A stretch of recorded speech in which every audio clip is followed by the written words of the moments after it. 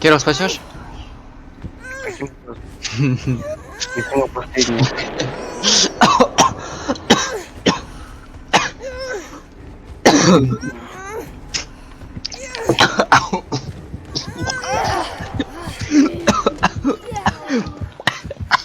А реально чего заразился, а?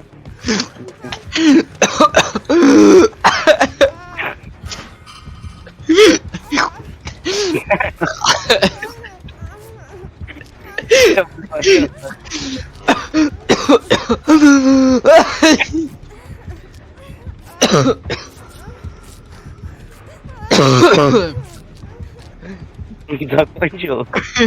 Слюной подавил.